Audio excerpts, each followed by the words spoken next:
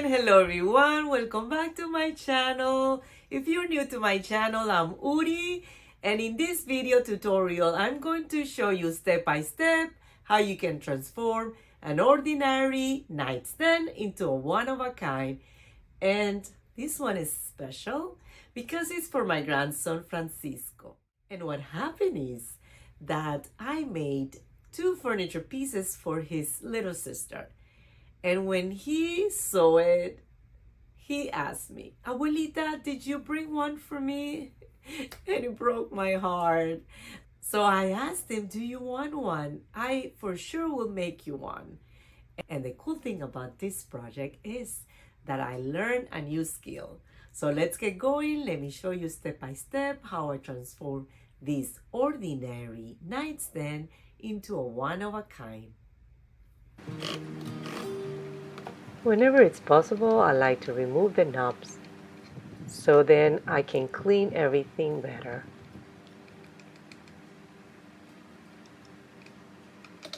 Now the next thing I did was to remove the drawers, and I have to tell you, please be careful when you are cleaning a used furniture piece like this. Just pay attention because you might find things like this. I'm glad I was paying attention, because if I just put my hand inside without looking, I might have got hurt. So be careful.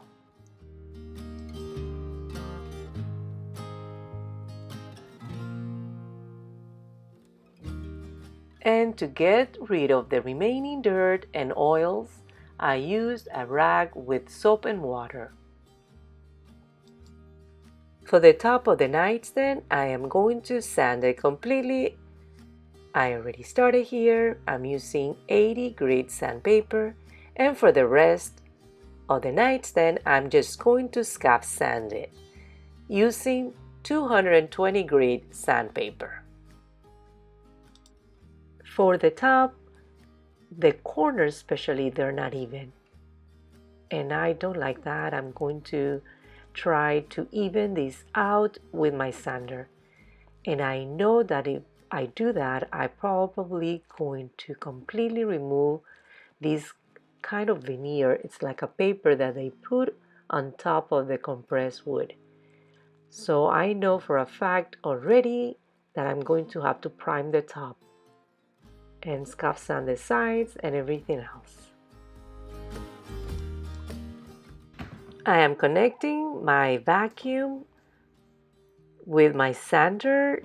I like to do this, especially if I am sanding inside the house.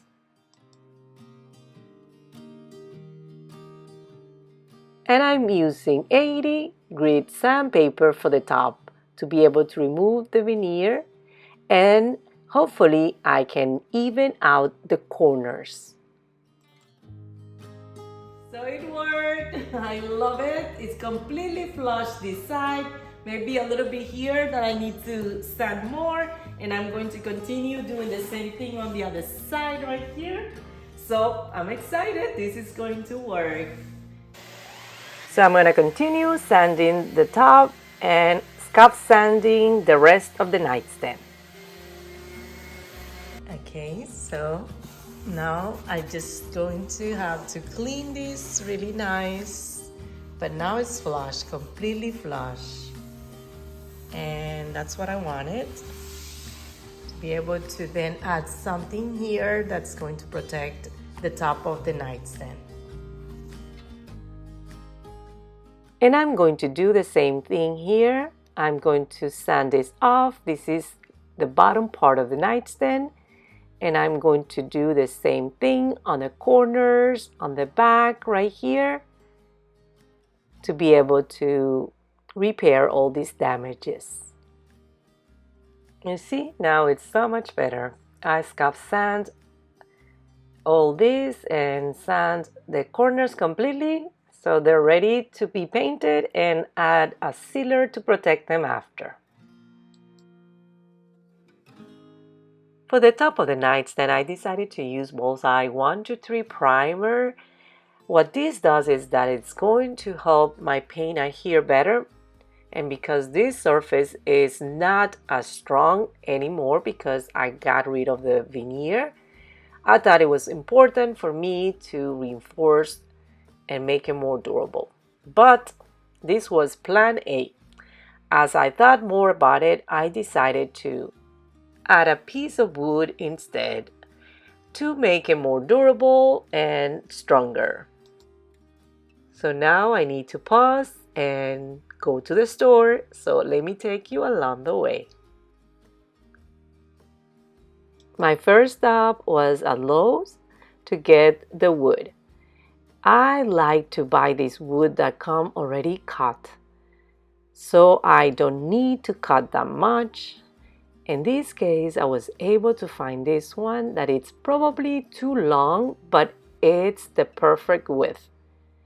So what I'm going to have to do is just cut along the sides to get the perfect length. And that's all I need to do. I'm going to probably ask them to cut it here, so it'll be easier. I'm going to get this wood filler to be able to cover the nails. And of course, I had to go to Home Depot to get the brad nailer. So many options. Now I have to tell you that I know which brand I want already. Is the rigid, like this one. And the reason why it's because it's a lifetime warranty. See right here. And this is the one. It's $89.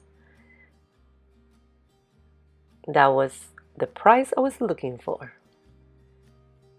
And it's a brad nailer, which means that it's a small nail, 18 gauge. That's what I need to look for now when I'm buying the nails that go in this gun. And this is going to go with my air compressor, which is great because I already have it. And here they are. I'm going to grab 18 gauge nails, and they have different sizes. I'm going to get mine a little bit bigger, and right here. And I brought the piece of wood and I asked them to cut it for me, and they did. I'm so grateful. They saved me so much time. And now that I got everything I needed for the project, I'm going to get myself a treat.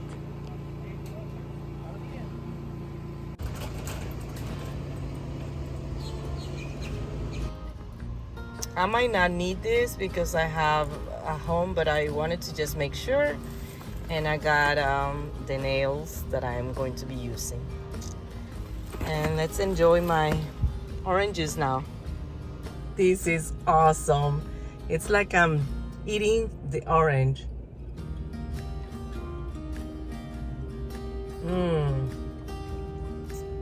Really good. And back to work. I'm going to start painting using this color. It's called Palmetto, and it's by Dixie Belle. It's a chalk mineral paint, and I'm going to just apply one coat of paint, let it dry for an hour, and then come back and apply a second coat when it's completely dry. It's a beautiful green color. My grandson Francisco wants his nightstand to be green because he thinks this is the dinosaur colors. He loves dinosaur.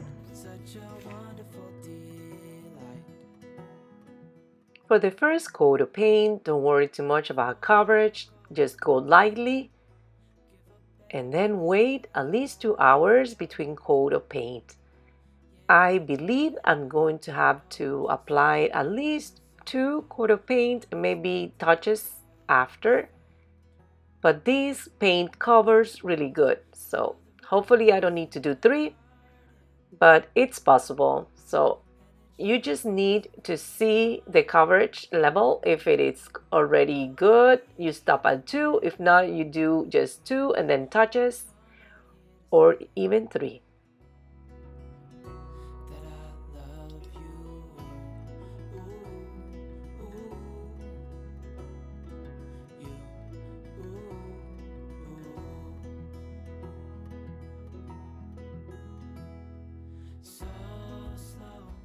With this chalk mineral paint, it's not too important to go in one direction, as it is very self-leveling, so it doesn't matter if your strokes are going on different directions.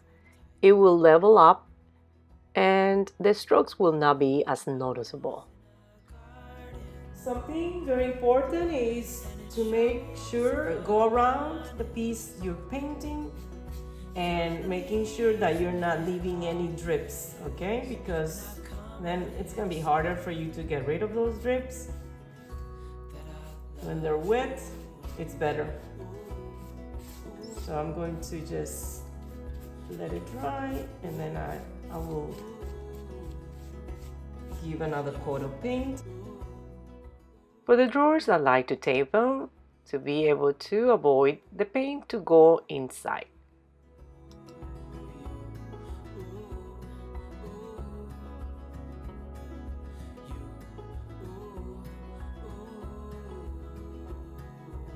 So this is how it's looking for just one coat of paint and one coat of primer. I slightly sanded to then apply the second coat. Okay? This is how the drawers are looking. This is one. And this is the other one. And when the paint is not gliding, I add a little bit of water using my water bottle mist. What this does is that it helps glide it better. Keep in mind that chalk mineral paint is water-based, so it's not a problem to add a little bit of water to help it glide. I add the water to the brush. Sometimes I add it directly to the furniture. Either way works.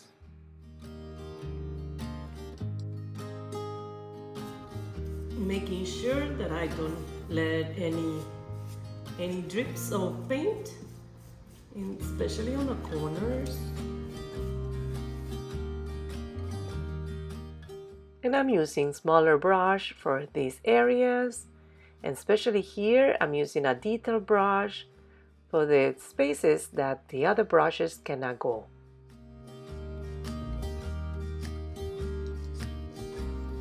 That's it. So making sure that I full cover. So I'm gonna go here with this brush and make sure that I have full cover with the second coat of paint.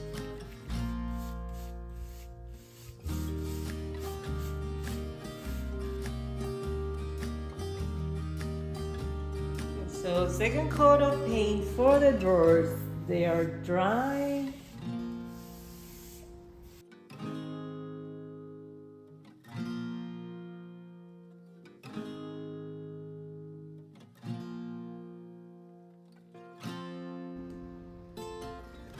Okay, so I'm going to go here and also paint this little detail.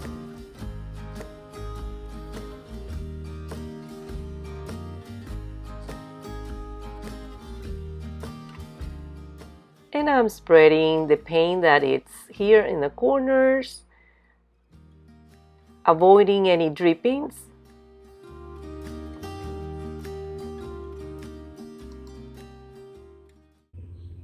On the next day, I work on the top to then attach it to the nightstand. I'm first sanding it using my rotary sander with 220 grit sandpaper.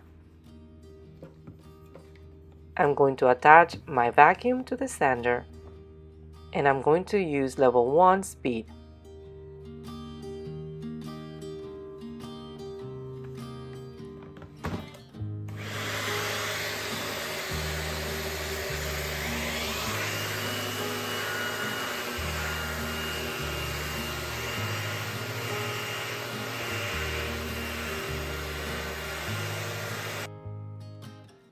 I also rounded the corners and the edges of the wood with the electric sander.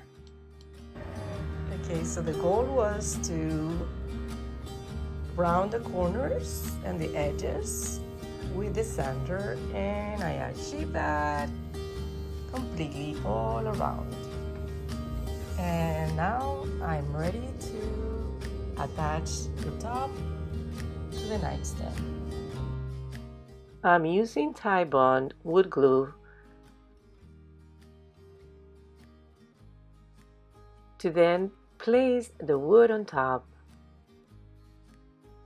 trying to put it center right on top, to then use my brad nailer to secure it.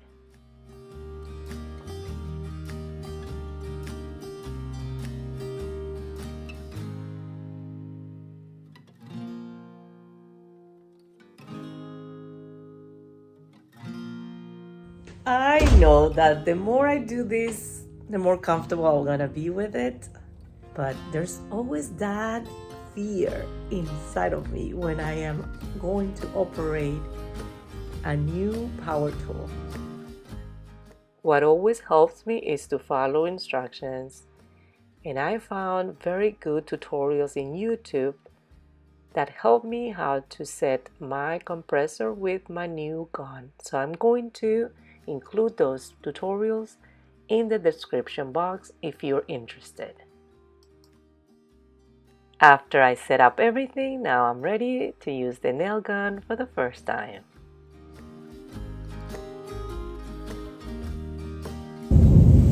So cool, but not that much. I messed up a couple of nails. I am going to have to figure out how to fix this now. But it's a learning curve. I'm just learning. I was not careful, so I messed up. I'm very happy with the results. I was able to do a very good job. I missed a couple of nails, and it was because I went too far on the edge. And I was able to remove the nails that went to the side. Let me show you how. The first thing is to tap them at the bottom, and then with these pliers, just hold them tight and pull it through. Yes. Now I'm going to go around and fix this paint. I'm probably gonna have to sand off this corner and paint it again. But at least I don't have any nails coming out anymore. Okay, so this is the situation now that I have this gap. And believe me when I tell you that I try not to get this gap, but it was very hard because the top here was not flat, it was not even. So the plan is to use wood filler here to be able to fill this gap. So I decided to use, for these big holes, DAP Dry Deck Sparkling. This is commonly used for drywall, but it's good for wood. So I thought it was better to use this for the big gaps, as this is less expensive than the wood filler. The wood filler I'm going to use only for the top to cover where the nails are showing. And I'm gonna let it dry completely and then sand it. As we hold each other tight. You're the rose in a garden, and it shows. What I like about these products is that they dry different colors, so I can know exactly when it's dry and it's ready to be sanded.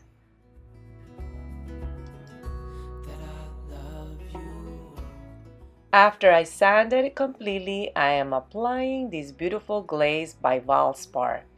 It's an antiquing glaze, which is beautiful. It's a very deep brown color. In the camera, it looks like black, but it's not. It's more like a very deep brown. And I love it because this is going to go very nicely with my grandson's bed. His bed is dark wood color with black. I'm applying it with a rag, but you can use a brush and then get the excess out with a rag. Whatever works best for you. I'm going to let it dry and I'm going to apply a second coat after. It takes about 2 hours to dry. Covered the gap and it dried and I painted it, but I missed a spot, so I am going over with a very small brush to cover the part that I missed.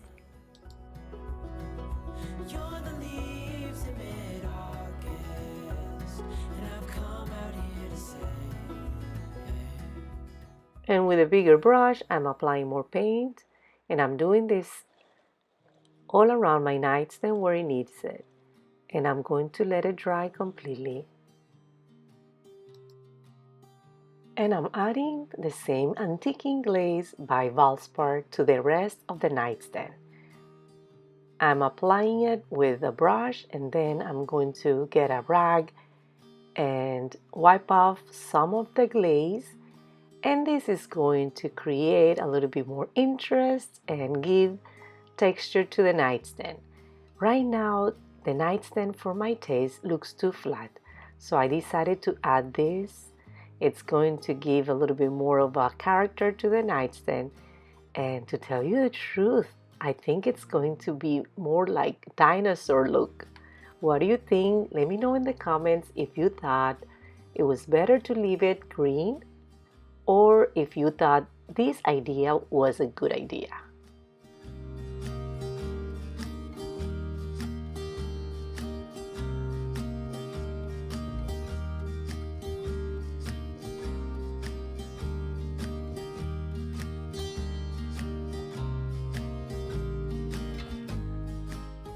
For the inside of the drawers, I'm going to be using this easy liner. As you can see, they're pretty messed up. And I also wanted to have something clean for my grandson. So I'm going to adhere it with the tacky spray and just cut it to size. And I'm going to do that for both of my drawers.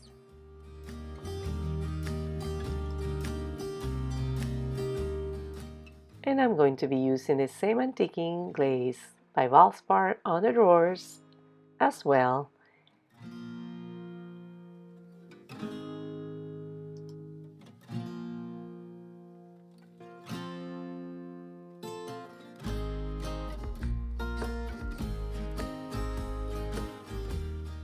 And for the knobs, the original plan was to just scuff sanding them and painting them, but I decided to do something else, so let me take you along the way. We have to go now to Hobby Lobby.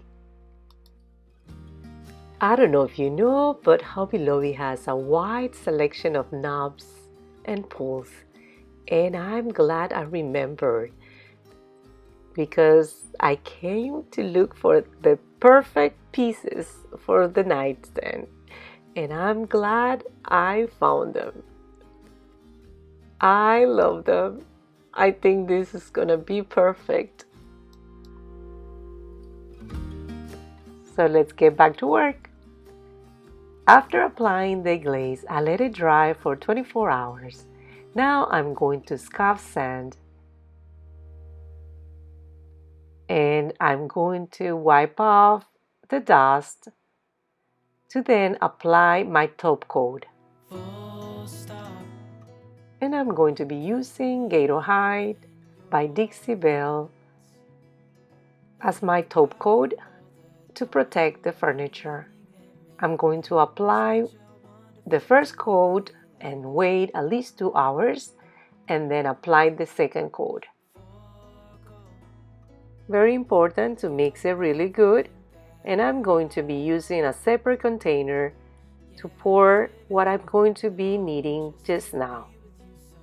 As you can see, I apply it little by little and making sure that I don't leave any drips on the sides or the corners. Try not to go over where you already apply it. It's better to come back when it's dry and go over the spaces that you missed.